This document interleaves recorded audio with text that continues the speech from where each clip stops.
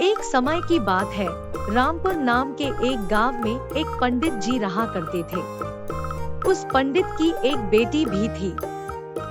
एक बार की बात है, उन्होंने एक साहूकार के पास 500 रुपए यह सोचकर जमा करा दिए कि जब उनकी बेटी की शादी होगी तो ये पैसे उनके काम आएंगे। देखते ही देखते समय निकलता गया और बेटी शादी योग्य हो गई। पंडित जी ने अपनी बेटी के लिए योग्य वर देखना शुरू कर दिया। उन्हें अपनी पुत्री के लिए एक लड़का पसंद भी आया, जिसके बाद पंडित जी साहूकार के पास अपने पैसे लेने गए। साहूकार ने उन्हें पैसे देने से इनकार करते हुए कहा, मेरे पास आपने कोई पैसे जमा नहीं कराए। आपके पास क्या सबूत है कि आपने मेरे पास पैसे रखे थे?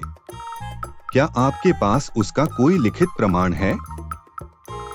साहूकार की ये बातें सुनकर पंडित जी परेशान हो जाते हैं और वे समझ जाते हैं कि साहूकार ने उनके पैसे हड़प लिए हैं। बेचारा पंडित खाली हाथ अपने घर लौट गया।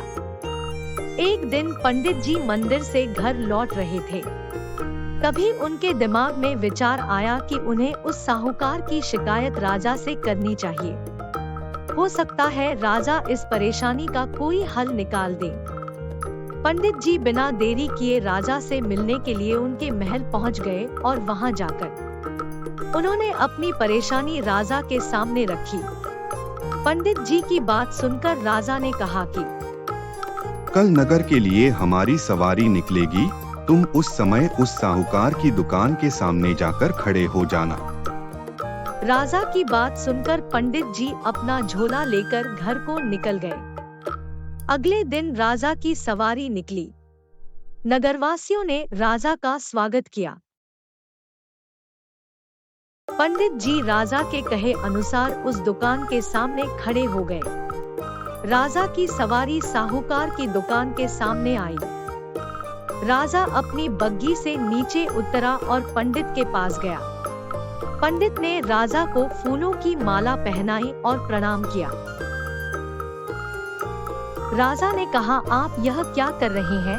आप हमारे गुरु हैं, आप हमारे साथ बग्घी में चलिए। पंडित जी राजा के साथ बग्घी में बैठकर चले गए। पंडित जी को राजा के साथ जाते हुए साहूकार ने देख लिया था। पंडित जी को कुछ दूर आगे जाने के बाद राजा ने बग्घी से उतार दिया और बोला कि मैंने अपना काम कर दिया है, अब आगे देखो क्या होता है।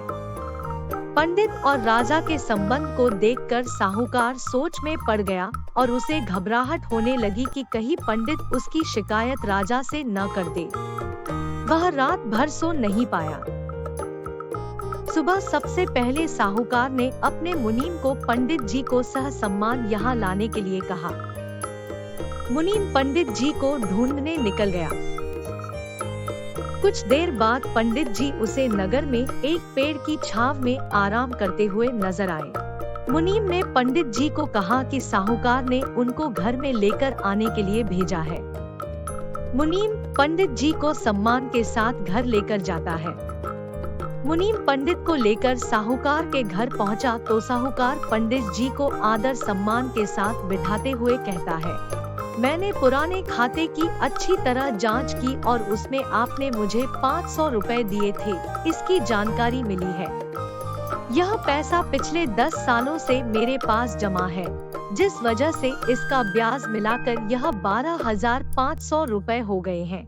फिर साहूकार उन्हें 13,500 रुपए देता हुए कहता है कि आपकी बेटी मेरी भी बेटी की तरह है, तो ये 1,000 रुपए मेरी तरफ से उसकी शादी के लिए हैं। साहूकार ने पंडित जी को 13,500 रुपए देकर बड़े ही प्रेम के साथ विदा किया। इस तरह पंडित जी को उनके अपने पैसों के साथ ही उसका ब्याज और शादी के लिए साहूकार की तरफ से 1,000 रुपए अतिरिक्त मिल गए। पंडित बहुत खुश था। कहानी से सीख, अगर कोई किसी को परेशान कर रहा है तो उसके सामने गिड़गिड़ाने की बजाय ऐसे व्यक्ति से मदद मांगे जो इस समस्या से उसे निकाल सकता है।